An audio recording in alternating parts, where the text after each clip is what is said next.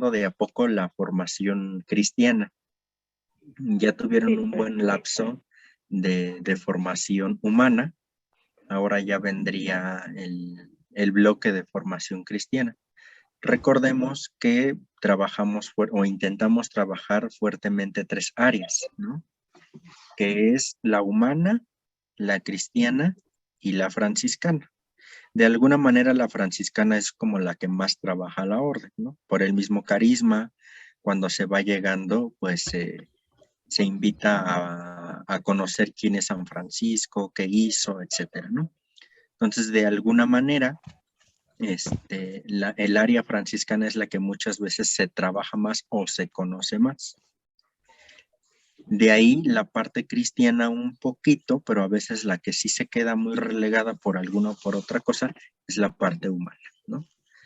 Entonces quisimos ahora junto con el consejo iniciar más bien con la parte humana. Debemos de tener en cuenta que para ser buenos franciscanos, buenos miembros de la OFS o en cualquier rama de la orden, ¿verdad?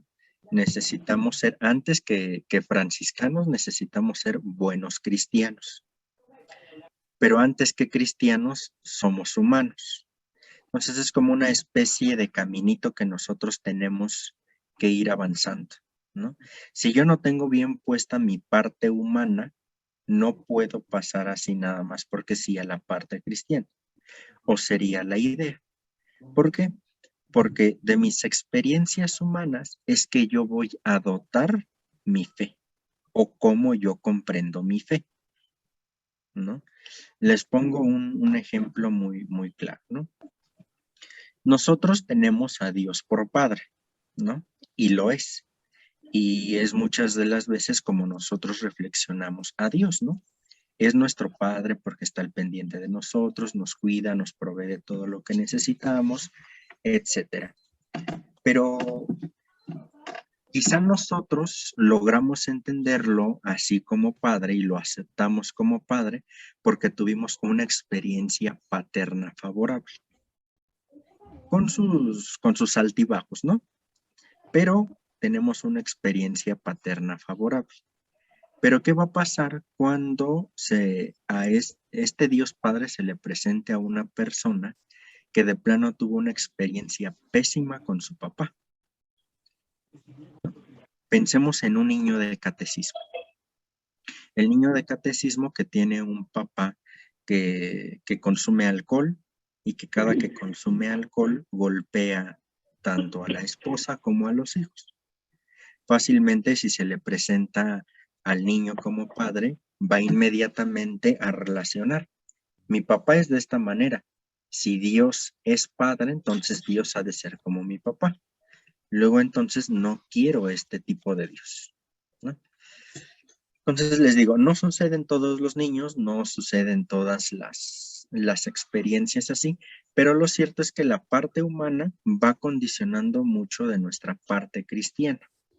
Si no asumimos nuestra parte humana, entonces estaríamos como cojeando nuestra parte cristiana. A su vez, si no somos buenos cristianos o no entendemos lo que es ser cristianos, no podemos acceder a lo que es ser franciscano. Porque de hecho, nosotros como integrantes de la orden, ya sea en la primera, en la segunda o en la tercera orden, no seguimos a San Francisco, ¿no? Seguimos a Cristo, a la manera de San Francisco, que es distinto, ¿sale? Nuestro modelo de seguimiento siempre va a ser Jesús. Solo que nosotros lo hacemos particularmente o intentamos hacerlo como lo hizo San Francisco. Entonces, primero tengo que trabajar mi parte humana para ser buen cristiano y tengo que trabajar mi parte cristiana para ahora sí ser buen franciscano, ¿no? Entonces se trata de, como ustedes ven, de un proceso en una triple dimensión: humana, cristiana y franciscana. Se trabajan las tres áreas. Ya trabajaron fuertemente con la parte humana. ahora nos tocaría revisar la parte cristiana. Por lo cual, yo voy a comenzar con ustedes aclarando un poquito qué cosa es la teología. ¿Sale? ¿Alguien ya ha escuchado esta palabra, teología? Sí, Teo es Dios y los tratados de Dios, ¿no? Exactamente, los tratados de Dios. ¿Quién estudia teología?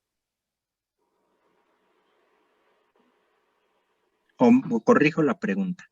¿Quiénes hacen teología?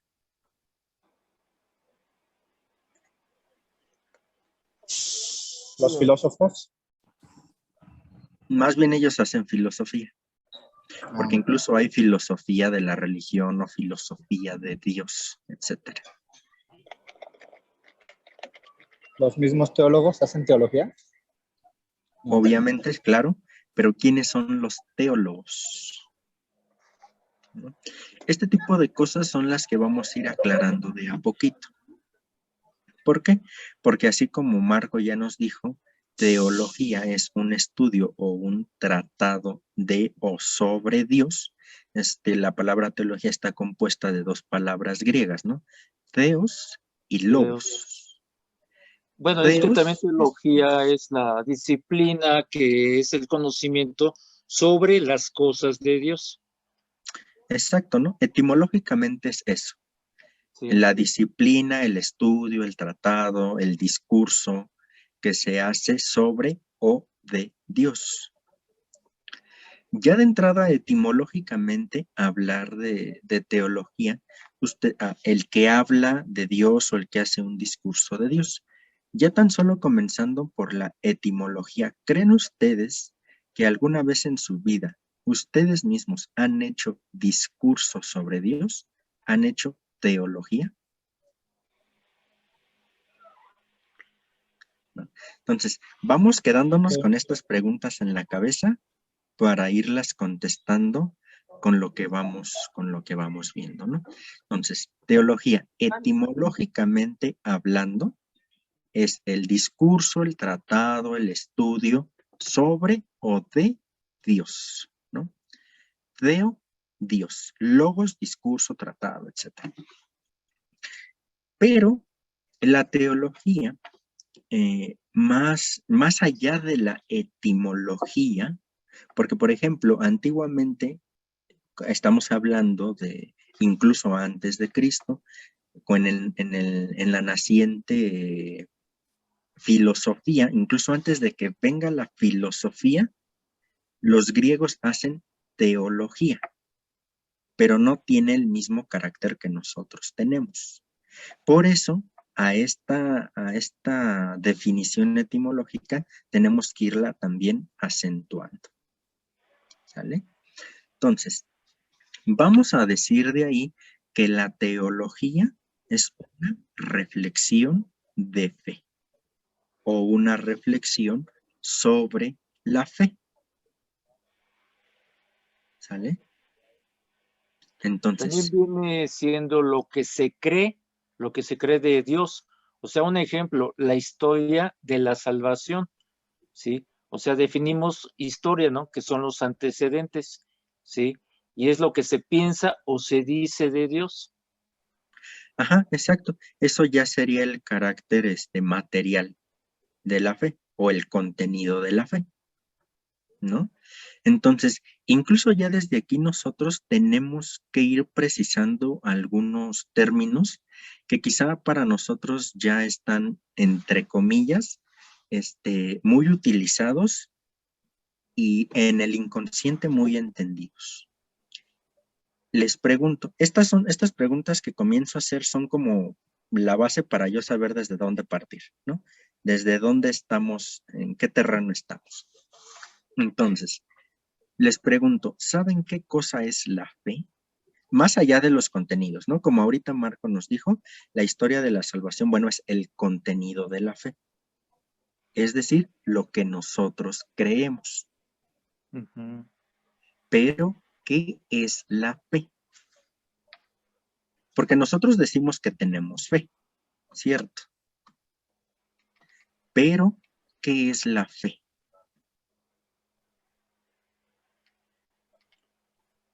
Pues es el creer espiritualmente, ¿no? O sea, creo en Dios. O sea, viene siendo también como una especie como de dogma de fe. Cuando decimos el credo, decimos creo en Dios. Eso es tener fe. Ese es un dogma de fe. Sí, va por ahí, ¿no? Por ahí hay que ir precisando más los detallitos, pero sí, Sería, vamos bien, Marco. ¿Sí, Fray Cristian? Iván, sería la Sí, convicción que tiene uno de las cosas. es parte de la fe, pero todavía no le damos al clavo, ¿no? Lo que me dice Cristian, lo que me dice Marco, definitivamente es parte del acto de tener fe o parte del acto de creer, De ¿sale? creer. Pero fíjense, antes de hablar de fe, tendríamos que hablar nosotros de revelación, Ujú. ¿sale? Entonces, ¿qué entienden ustedes cuando yo les digo la revelación de Dios?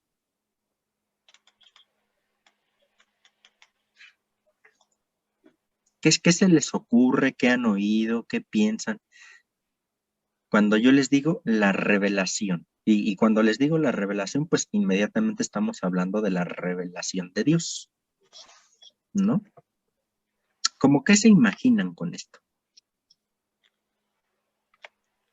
O para Podría empezar, ¿ya ser habían escuchado esto? Sí, Rosy. no, podría ser la resurrección. Ajá, regresamos al punto como con Marco, ¿no? La resurrección es parte del contenido de la revelación. ¿Sale? Fíjense, de aquí nosotros tenemos que ir partiendo, ¿no? Para poder ir entendiendo esto. Fíjense, la revelación es la automanifestación de Dios al hombre en la historia.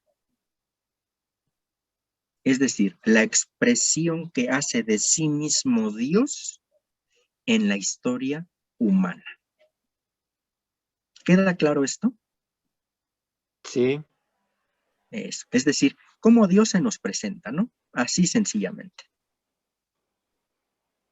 ¿Vamos bien? Sí. Sí. Fíjense, algo importante de aquí es que Dios se manifiesta, o si se prefiere, se muestra al hombre, fíjense, en la historia. ¿Vale? Por tanto, nosotros podemos decir que tenemos un Dios de la historia. O si ustedes quieren, con la encarnación, un Dios histórico. ¿Vale? Un Dios que se hace parte de nuestra historia. ¿Y eso es por la tradición y las sagradas escrituras, Fray? Exactamente, la tradición y las sagradas escrituras son nuestro testimonio de esta expresión de Dios a lo largo de la historia. Sobre todo, nuestro relato muy particular que vamos a tener de este carácter histórico de Dios es el Éxodo. Partiendo desde ahí, ¿sale? Porque nuestro relato del Génesis que antecede a todo es un relato teológico, ¿sale? Es una forma desde la cual, bueno, desde la cual con la fe nos explicamos el origen de todo, ¿sale? Pero bueno, el punto aquí es que ya desde el Éxodo se nos va presentando un Dios que va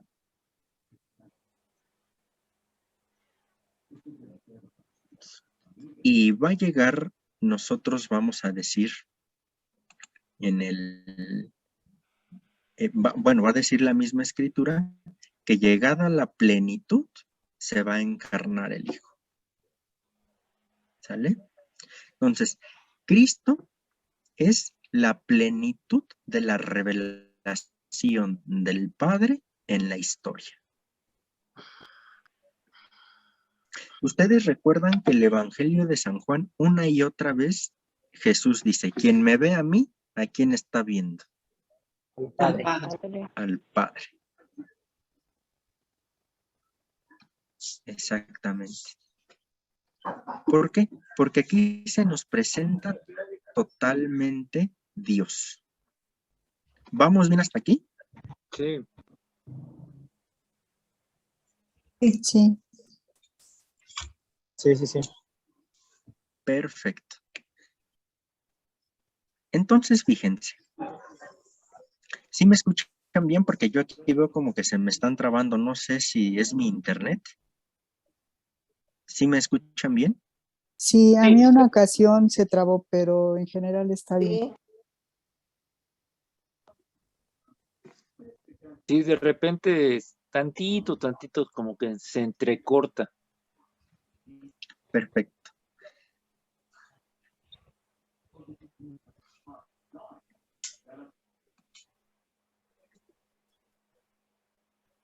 A ver, voy a intentar apagar mi video, a ver si así fluye un poquito más el audio. Ok. ¿Sí me oigo mejor así o resulta igual? No, se oye mejor. No, bien. Ya está mejor. Sí. Sí, ya está. Se ve a colores, yo creo.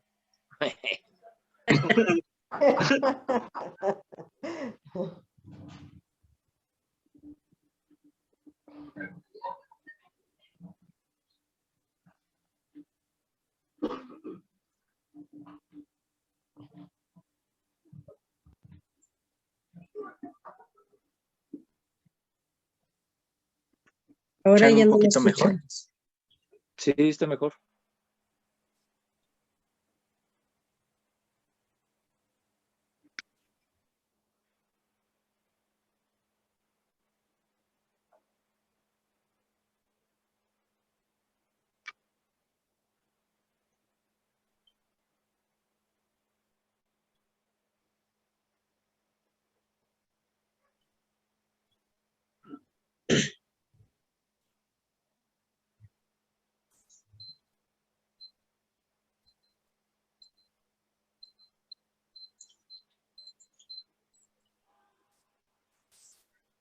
Listo, ya regresé. Ya veo que se mueven, entonces creo que el internet ya se restauró. Voy a mantener un poquito mi cámara apagada para que fluya mejor el audio. Bien, entonces veníamos diciendo que la revelación es la manifestación de Dios en la historia, ¿no? Pero la revelación es parte de Dios. La inicia Dios siempre, obviamente. Él es el que se manifiesta. Él es el que se automanifiesta, ¿no? Y la plenitud de esta revelación, decíamos, está en Cristo. Ahora, eso es por parte de Dios. Ahora tiene que venir la respuesta del hombre a esta revelación que hace Dios. ¿Vale? Esta respuesta que el hombre hace a la revelación en sentido positivo, eso es la fe. Sí, ¿Vale? Entonces, Dios se manifiesta, revelación. El hombre responde positivamente, fe. Entonces, si se fijan, tener fe no significa nada más decir creo en Dios. O si se prefiere más amplio, creo en los contenidos, valga la redundancia, de la fe, ¿no? La resurrección, la encarnación,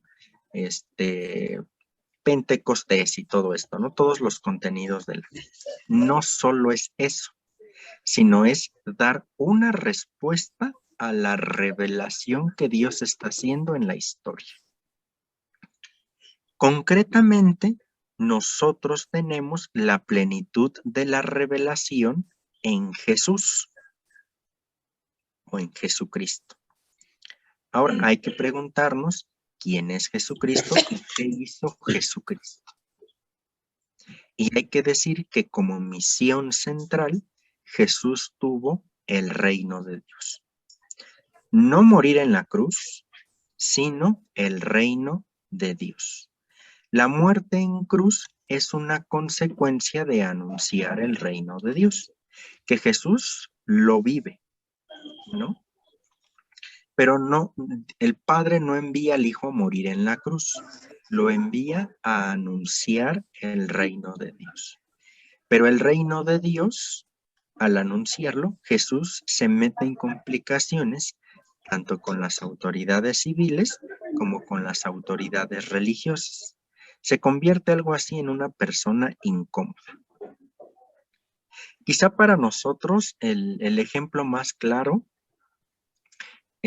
yo por lo que he leído y escuchado, por ejemplo, pensemos en quien llevaba muy fuerte la bandera para ser presidente hace varios sexenios, Colosio, ¿no? Que traía todo el asunto ahí y como que se les empieza a salir del guacal a quienes los estaban apoyando, se convierte en una persona incómoda y luego se deshacen de él. Jesús, al anunciar el reino de Dios, se convierte en una persona incómoda para el imperio y para la religión judía. Y bien van a decir los sacerdotes, más vale que perezca uno a que perezcamos todos. Y entonces es que viene la muerte de Jesús como consecuencia del anuncio del reino de Dios. Pero bueno, Jesús nos muestra el reino como misión central. La fe, entonces, es la respuesta positiva y activa al proyecto del reino de Dios. ¿Queda claro esto? ¿Qué es la revelación y qué es la fe? Sí. Perfecto. Entonces, en sencillas palabras, ¿qué es la revelación? La automanifestación de Dios en la historia. ¿Qué es la fe? La respuesta positiva y activa del hombre a esta revelación de Dios. Bueno, estas dos, revelación y fe, son la base en la cual va a estar descansando la teología. Sin revelación, pues de entrada, ¿no? Sin revelación, sin automanifestación de Dios, no podemos hacer un discurso de Dios. Así de sencillo, ¿no? No podemos hacer un discurso de algo que no se ha manifestado, que no se ha presentado, que no conocemos. Y también para poder hacer un discurso sano y bien hecho de Dios, necesitamos creer en Él. Por tanto, revelación y fe van a ser los dos, la base, el suelo en la cual va a descansar la teología, ¿no? Que decíamos hace un momento, ¿qué es la teología? La cuestión de la fe. ¿Y qué es la fe? La respuesta positiva y activa a la revelación de Dios. ¿Vamos bien hasta aquí en estos conceptos? ¿No nos hemos revuelto? Sí, Armando. La respuesta a la revelación, pero igual se dirige nada más a los 4 evangelios una vez la llegada de Jesucristo, la encarnación del Verbo, o desde el Pentateuco, que sería el Antiguo Testamento. No, la revelación la estamos hablando. ¿Es completa? Es completa. Todo. Todo. Por eso decimos que la Sagrada Escritura es un libro revelado o contiene la revelación. ¿Sale? Okay. Estamos hablando, aunque es relativamente anacrónico decirlo así, pero estamos hablando desde el Génesis, primer libro de la Biblia, hasta el Apocalipsis, último libro de la Escritura. ¿Sale? Ok, sí. Gracias. Y todavía a partir de ahí, incluso Armando, hasta nuestros días. Sí, ¿no? Claro. Sí. Bueno, y ahí ya habría como que ir puntualizando todavía más sobre la revelación, pero para no atiborrarlos de información, vámonos quedando aquí, ¿no? Ya, paso a paso vamos metiéndonos más en este aspecto. Muy bien. Pues bueno, ¿vamos bien hasta aquí? Sí. Muy bien. Sí. ¿Seguros? ¿Queda todo claro? Sí, sí queda claro, porque revelación, o sea, viene de revela, que es la verdad revelada, y la fe es el conocimiento, ¿sí? Revela, o sea, es una verdad revelada, y la fe es un conocimiento y aceptación de la verdad. Sí, sí está entendido, porque hay que hacer una diferencia, ¿no? O sea, ¿cuál es la diferencia entre revelación y la diferencia entre fe? Ese es el concepto. Ajá, o sea, son, diferencia en cuanto a que cada una cumple con sus características, ¿no? Porque una y otra son correlatos. O sea, no existe la revelación en este sentido. No existe la revelación sin la fe. Y no Sí, existe porque la fe, obviamente, sin revelación. sí, como haces el ejemplo de Colosio. Entonces, si yo hago el ejemplo de revelaciones, como cuando vamos a revelar, bueno, antiguamente se revelaba un rollo de fotografía. Entonces, cuando conocemos la verdad, Exactamente, ¿no? Y de ahí tenemos que ir partiendo. Porque la revelación es lo que va a estar practicando, reflexionando la fe. Y ahí, justo ahí, es donde entra la palabra teología. ¿Sale? Porque todo lo que vamos a hacer en el área cristiana es teología. ¿Sale? Pero para que quede un poquito más claro esto, vamos a ir les voy a compartir pantalla para quienes tengan la oportunidad de estar en Zoom. Bueno, sí, por esto vaya, ¿no? Porque veo que algunos están por llamar. Después supongo que no pueden ver.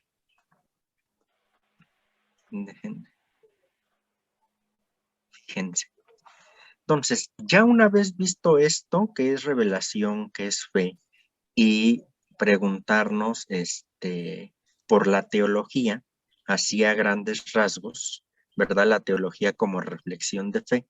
Entonces, a manera todavía introductoria, hay que preguntarnos quién es el sujeto del quehacer teológico. Lo que les preguntaba en un inicio, ¿quién hace teología? Porque de entrada parece una palabra, la teología compleja, ¿no? Entonces ya vimos que la teología es una reflexión de fe. Y ya de ahí podemos ir, me parece, sacando las primeras intuiciones de quién hace teología. Pero bueno, vamos a comenzar. Fíjense, en el primer milenio el teólogo era el obispo, ¿no? Porque era el encargado de animar y enseñar al pueblo de Dios. ¿Sale? El obispo era el que hacía teología. En esta etapa es donde, no sé si ustedes han oído hablar de los padres de la iglesia o de los doctores de la iglesia. Sí. Bueno, es esta época. Los padres y los doctores de la iglesia de los primeros tiempos son los que van a poner la base para toda nuestra teología. Para toda teología guión, para toda nuestra reflexión de la fe. ¿Sale? Entonces, la tendencia de la teología era, sobre todo esto, va a ser comentar y profundizar la escritura. Es decir, la teología al principio que era comentar la Sagrada Escritura. ¿Y quién lo hacía por excelencia? El obispo. ¿Sale? Fíjense. Esto en los primeros, al principio, ¿no? Pero va a llegar el siglo XII, donde van a aparecer las primeras universidades, que eran escuelas anexas a la catedral. Fíjense, este dato es muy interesante, porque las universidades van a nacer como parte de la iglesia, como parte de la catedral. Ya al paso del tiempo vendrá la secularización, etcétera, y se separará la universidad de la catedral y la universidad será un ente propio. Entonces, las universidades tienen su origen en la iglesia, anexas a la catedral. ¿Sale?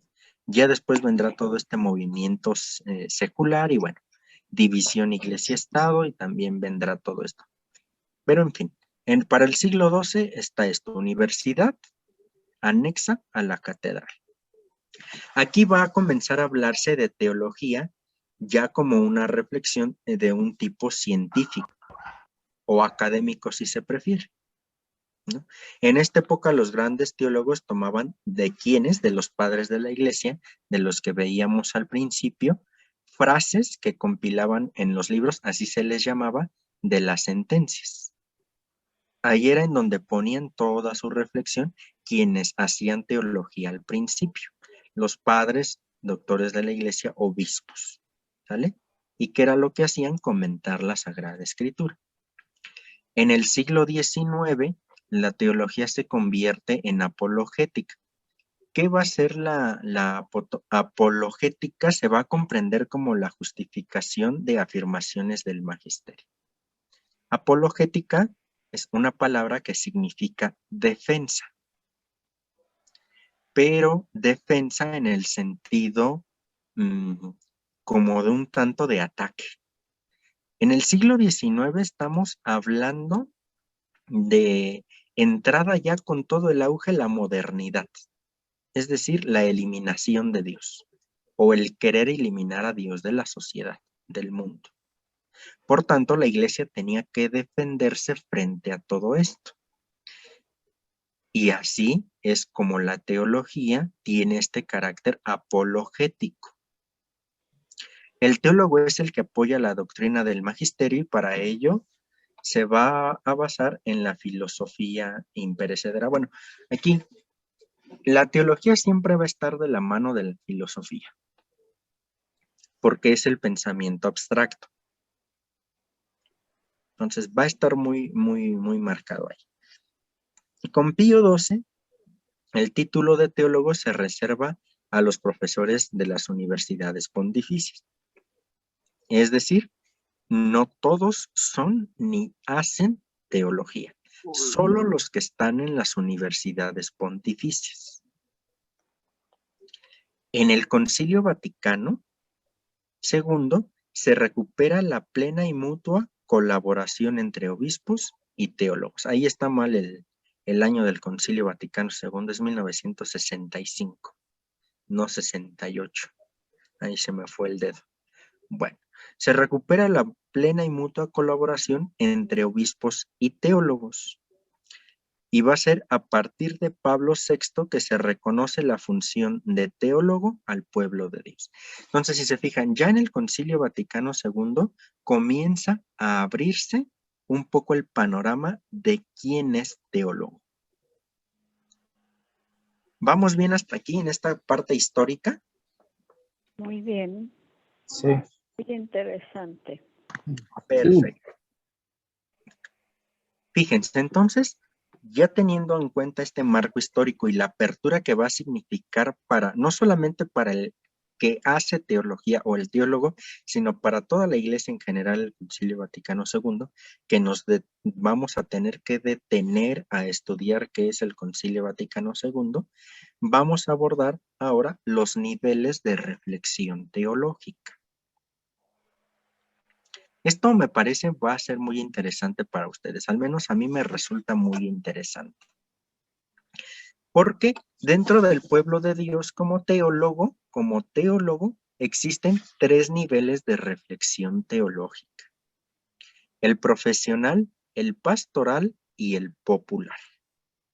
3 tipos de teólogo, 3 tipos de reflexión teológica. Al nivel profesional, a nivel pastoral y a nivel popular. ¿Vamos bien? Sí. Cada uno de estos va a tener características. Primero, la distinción se encuentra en la lógica y en el lenguaje que utilizan. Es decir, la teología a nivel profesional va a estar dotado de una lógica y de un lenguaje propio, al igual que la pastoral y al igual que la teología popular. La teología a nivel popular se hace con un lenguaje sencillo, espontáneo y colorido. Por eso se llama teología popular. ¿Sale? A nivel pastoral se hace con un lenguaje vital y práctico. Es decir, se hace la reflexión de fe con un lenguaje que invite a modificar la vida, lo que se llama conversión, y con ello a algo práctico, es decir, a una acción concreta que me lleve a modificar la realidad en la cual me encuentro inserto. Al nivel profesional se hace con un lenguaje convencional y riguroso. Por ejemplo, si yo les digo, ¿ustedes saben qué es la perijóresis?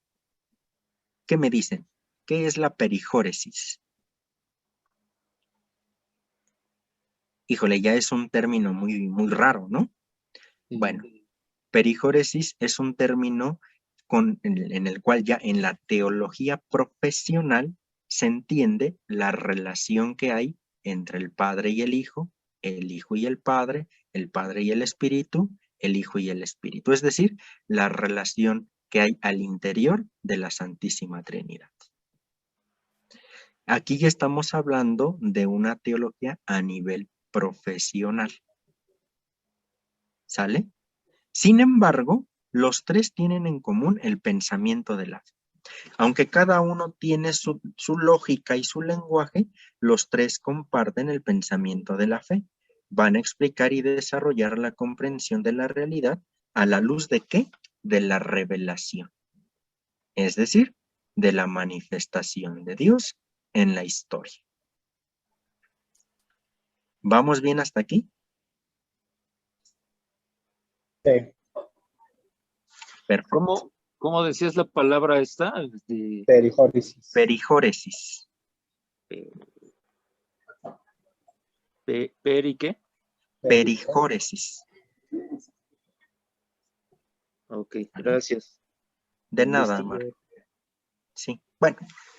Entonces, fíjense, ahora, la teología a nivel popular, vamos a comenzar con esa, es la reflexión de la fe que surge en el ámbito personal o comunitario. Esto obviamente en el interior de un pueblo, o de una comunidad, o de un grupo, para interpretar y confrontar sus experiencias vitales como pueblo de Dios.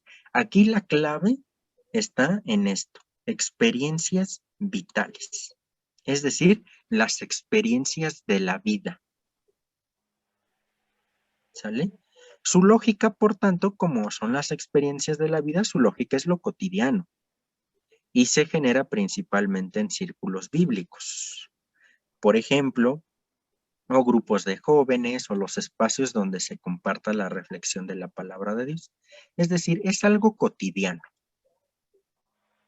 ¿no? ¿Se queda claro esta teología a nivel popular?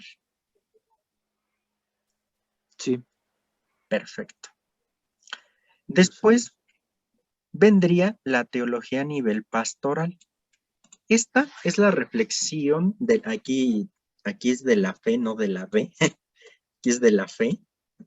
Es la reflexión de la fe que surge a partir de la realidad, con un método que ya incluso se nos presenta en el Concilio Vaticano II, ver la realidad, juzgar la realidad a la luz de la palabra de Dios, actuar, celebrar y evaluar, ¿no? Eso lo vamos a ver en sesiones venideras con más calma.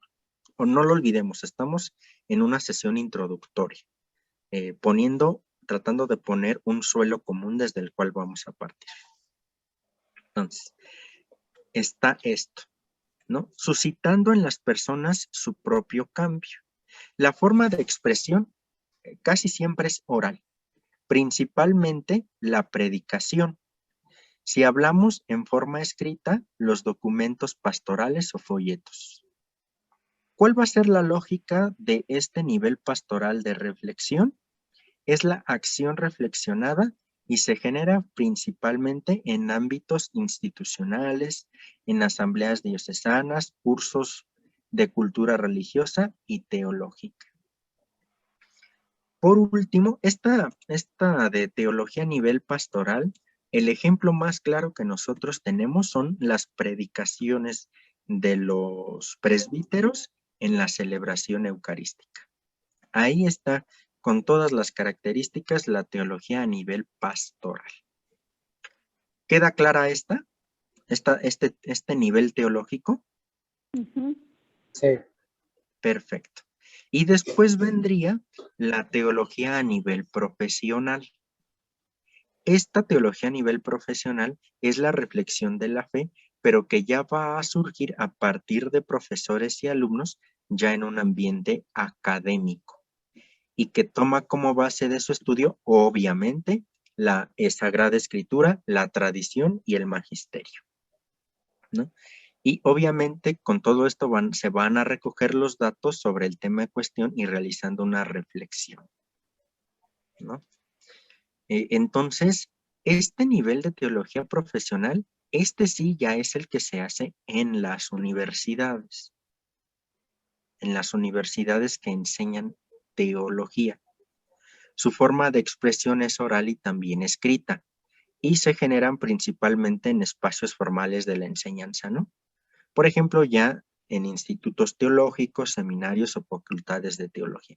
Por ejemplo, aquí en Coyoacán existe el CEFEL, que es un centro de formación teológica y pastoral. En este CEFEL se intenta ya presentar la teología desde el ámbito académico.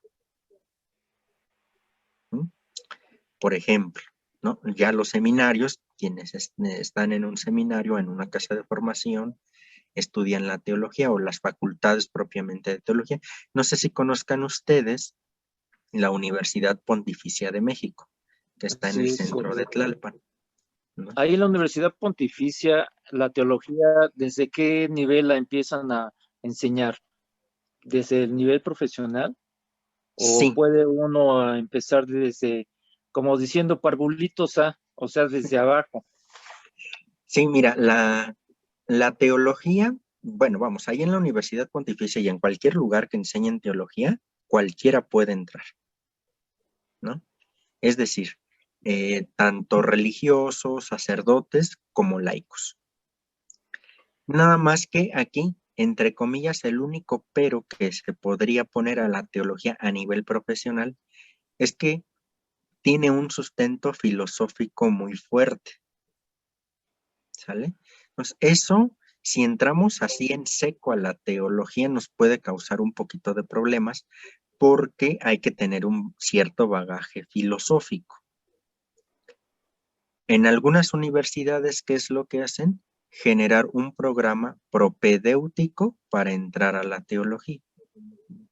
Entonces, ya con este año propedéutico, sin mayor problema, se pueden integrar a la teología, ¿sale? Pero en sentido amplio, cualquier persona puede estudiar teología. O sea, no está limitado solamente a los presbíteros o a los religiosos o religiosas, sino a todos. Y sí, ciertamente la misma teología va teniendo sus introducciones, ¿no? Por ejemplo, se comienza con introducción a la teología donde se ve esto. Teología fundamental, donde se estudia más propiamente la revelación y la fe. Introducción a la Sagrada Escritura y así las diferentes introducciones para ir entrando ya a lo fuerte de cada disciplina o de cada tratado. ¿Sale? ¿Vamos bien, Marco? Sí. Perfecto. Entonces, aquí esto. Por último, resta decir que debe hacerse una correcta articulación entre estos tres niveles, pues todos se nutren para hacer, o de todos estos niveles nos nutrimos para hacer nuestra reflexión propia. ¿Por qué? Porque, por ejemplo, yo que ya enseño la teología a nivel universitario, estaría en este nivel profesional, ¿no? Enseñando. Pero también, por ejemplo, a este nivel, al pastoral. Cuando, por ejemplo, tengo un encuentro con algún grupo, por ejemplo, ahorita. Y si se fijan, aquí estamos tratando de conjugar el nivel pastoral y el nivel profesional. Lo que estamos haciendo ahorita. Porque yo ya les estoy presentando la teología a un cierto nivel profesional, pero desde un enfoque pastoral. Y esto lo estoy haciendo también trayendo a colación ciertas experiencias de la vida. ¿Se fijan cómo los tres niveles de teología, aunque cada uno guarda su lógica, su forma de ser, su expresión, se conjugan para hacer la propia reflexión. ¿Queda claro esto? Es decir, cuando hablamos de niveles de teología, no estamos diciendo que el profesional esté por encima del pastoral y por encima del popular. Por supuesto que no. Cuando hablamos de niveles nos referimos a lógicas y lenguajes. ¿Sale? Sí. Perfecto. Entonces, yo les pregunto, ¿ustedes se sienten parte de alguno de estos grupos o alguna de esta reflexión teológico a nivel popular, teológico a nivel pastoral o teológico a nivel profesional? ¿Se sienten parte de? Sí, claro. ¿Por qué, Armando? Nosotros estamos... Yo creo que desde el hecho de, no es que trate de decir que todos podemos ser teólogos desde un principio, creo que sí tenemos que tener base, ahorita sobre todo, lo que explicó de la revelación y de la fe, pero creo que al menos yo sí me he podido desenvolver en los 3 niveles, en algunos más que en otros, y los 3 tipos de lenguaje que se tienen que utilizar en el profesional, en el pastoral y en el primero, ¿cómo se le podrá llamar? Popular. El popular. Muy bien.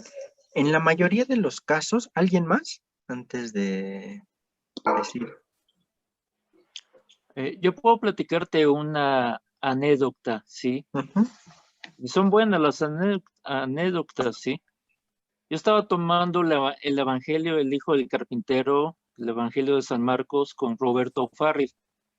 Uh-huh. Y una chica que estaba sentada atrás de mí me dijo, oye Marco, estoy tomando teología en la Universidad Pontificia, pero ¿qué crees? No entiendo nada.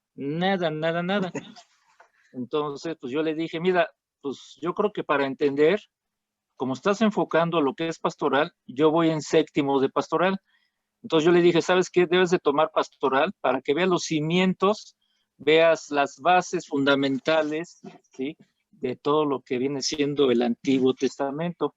Solamente así puedes entender, porque hay muchos que estudian a ese nivel profesional, pero no entienden nada. Pero si uno tiene las bases fundamentales, por ejemplo, bueno, no es soberbia, pero yo en la pastoral pues he aprendido muchas cosas, ¿no? Que en 3er grado pues llevé la inculturación, ¿sí? Que en 4º grado llevé lo de los corintios y así sucesivamente. Entonces esa es una anécdota que pues se me quedó muy fijo de que me decía, es que yo no entiendo nada. Y es que si no lleva las bases, pues yo creo que es lo fundamental, ¿no? Para ser popular. Ajá. La teología popular es la que hacemos todos, ¿no? Todos hacemos teología popular, porque parte de nuestra experiencia de vida, ¿no? Tan solo con el hecho de levantarnos y pensar que este nuevo día nos lo dio Dios, ahí estamos haciendo una reflexión de fe. Muy sencilla, muy tranquila, pero ya estamos haciendo una reflexión de fe. O cuando nosotros vemos la mano de Dios en cualquier situación de nuestra vida, ¿no? Incluso hasta tenemos una frase, si ustedes quieren, un tanto sobada, gracias a Dios, Sí. ¿no? Que a veces es un poquito, voy a expresarlo así, ¿no? Un poquito manoseada, ¿no? Entonces, ahí vamos haciendo nuestra propia reflexión desde nuestra experiencia vital y esa todos la hacemos, todos los que compartimos la fe. Entonces, todos los que estamos aquí nos encontramos situados en el ámbito de la teología a nivel popular, ¿no? ¿Por qué sufre? Porque se realiza a partir de lo que vamos viviendo. Vamos viendo la presencia de Dios en nuestra vida. Eso es la teología popular y todos la hacemos. A nivel pastoral ya va teniendo podríamos decirlo así, un grado de complicación mayor, porque a nivel pastoral ya significaría tener un conocimiento más sólido de la teología y de toda la revelación.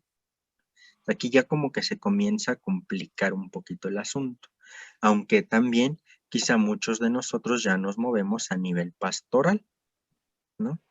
Cuando damos un tema con algún grupo, en la misma escuela de pastoral, por ejemplo, ahí pues estamos totalmente en este nivel pastoral configurado con el nivel profesional, ¿no? Un tanto. Entonces, la teología a nivel pastoral va caracterizándose más quienes estamos insertos en un grupo, en alguna iglesia o parroquia. El nivel profesional ya es al que no, digámoslo así, no todos tienen acceso, en el sentido de que la teología a nivel profesional se hace en las universidades o en un ambiente académico universitario,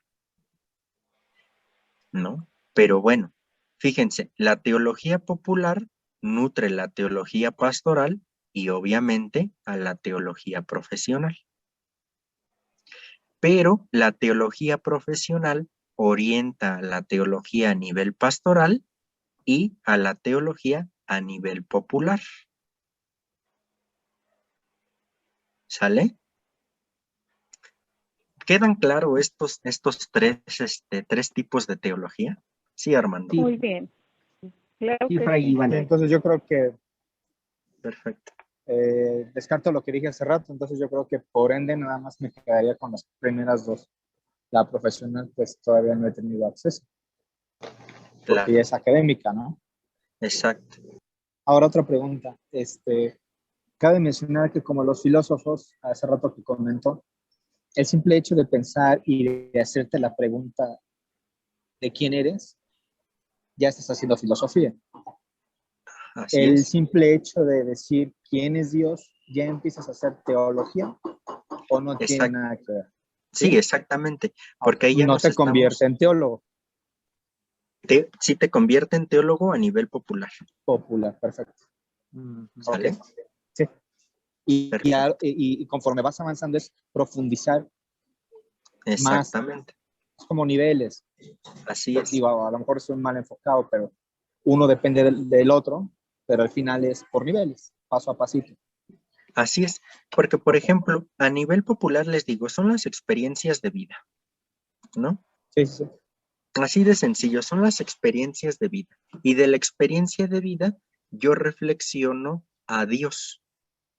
¿Quién es Dios? ¿Cómo actúa Dios muy particularmente en mi vida? Etcétera.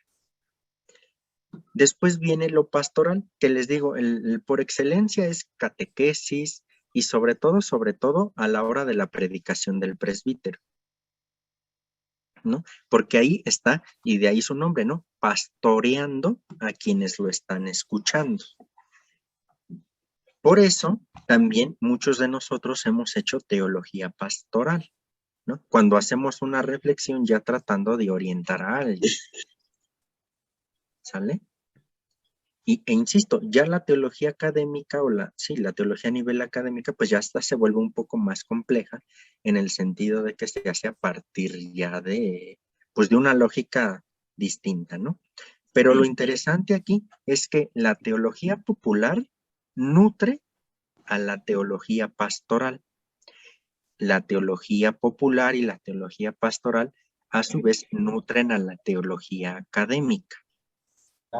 Y la teología académica sirve para orientar a la teología pastoral y a la teología popular. Por esto les digo que no se trata de hablar de niveles en el sentido de que la teología académica está por encima de la pastoral y de la popular, ¿no? Por supuesto que no, porque además hay más teólogos populares que teólogos académicos. Sí, Lourdes. Además, bueno, yo digo, si dicen que la teología, bueno, si se dice que la teología es hablar de Dios, en la general, quien cree en Dios, habla de Dios. Entonces, en este mismo momento se está haciendo la teología, aunque sea popular, porque yo estoy dando mi dogma de fe, bueno, lo que yo creo que Dios hace por mí. Y la teología es eso. yo primero, para que yo tenga teología, o bueno, para que yo sepa de teología, primero tengo que creer en si existió Dios o si existe Dios, que viene a revelarse conmigo. Y cada cosa que me sucede, aun cuando sea muy pequeña, es teología, ¿no? Así es, cuando yo la pienso como parte de lo que yo creo o de Dios. Ajá. Exactamente, Lourdes. Ahí estamos haciendo teología. Entonces, regreso a mi pregunta o a una de mis preguntas iniciales. ¿Ustedes han hecho teología en su vida? Sí. Claro que sí, Sí. ¿verdad? Sí, Y entonces, Sí. en ese sentido, ¿cuántos teólogos sabemos ahorita aquí en Zoom? todos los Sí, que sí. estamos ahorita. Estamos Exactamente, ¿no? Sí, sí. Todos. Por Oigan, eso, sí, Armando. el hecho igual de ponerte a, válgame la palabra mal usada, los que dicen vamos a politiquear, ¿no? Hablan de política, Sí, entran sí. en debate. Uno defiende una cosa y el otro defiende otra cosa. El hecho yo de ponerme a entablar una plática con una persona ya no agnóstica, sino que de plano no cree en Dios, él también está haciendo teología. Él no, Él porque no. no. Ok. Porque para hacer teología en sentido cristiano católico, digámoslo así, hay que tener fe. La Claro, revelación. la revelación, la respuesta a la revelación. Aunque lo cierto es que también hay algunas personas que no son creyentes y que estudian teología, Exacto. ¿sale? Pero y estudiar teología estoy hablando a nivel académico, en la universidad. Pero a ellos, digámoslo así, les haría falta algo súper importante para nosotros, el creer. Porque no es lo mismo reflexionar en algo que creemos a reflexionar en algo que no creo o que yo pongo en tela de juicio que existe. En este caso, la teología pasaría a ser como cualquier otra ciencia, como física, como matemáticas, como ciencias naturales. Pero para nosotros tiene algo específico porque estamos reflexionando en lo que creemos. Y como cristianos es parte vital y fundamental de nuestra existencia. No para alguien que estudia teología y que no cree. ¿Sale? Ok, sí. Pero bueno, aquí lo importante es, insisto, rescatar esto porque lo que vamos a estar haciendo a partir de aquí es hacer teología. ¿Por qué? Porque siempre, bueno, todos hacemos nuestra reflexión de fe y estamos situados en el ámbito de la teología popular. También de manera inmediata vamos a estar situados en el ámbito de la teología pastoral, porque esto quiere ser eso, ¿no? Una especie de pastoreo de la orden. Pero sin duda vamos a estar valiéndonos de las herramientas académicas para nutrir la teología pastoral y popular que vamos a hacer aquí.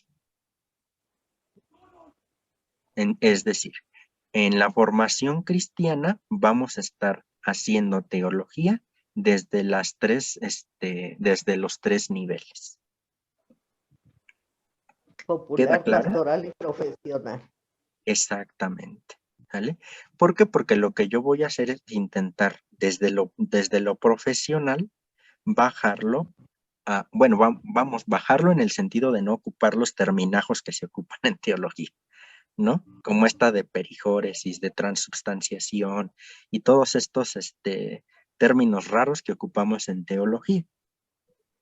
Pero eso no quita que estamos haciendo o que nos estamos tomando como base la teología profesional, que va a estar siempre, siempre nutrida, y eso no lo podemos evitar, gracias a Dios, de la teología popular, porque es nuestra experiencia de vida. ¿Vale?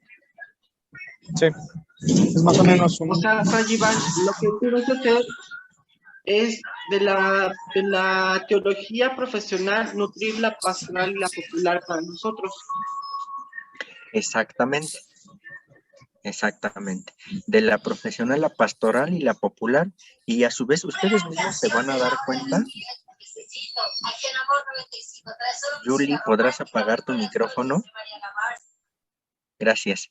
Y a su vez de lo popular que es nuestro acontecer diario, desde ahí también nos vamos a preguntar, ¿quién es Dios? ¿Quién es Jesús? Incluso, ¿quién es la iglesia? Ujú. ¿No? Y desde ahí es que vamos a estar abordando nuestra parte cristiana. Es decir, vamos a hacer teología tratándonos de mover en los 3 niveles. ¿Sale? ¿Queda claro? Sí. Sí, sí, sí. Muy bien. Entonces, hasta aquí concluyo yo el día de hoy. Una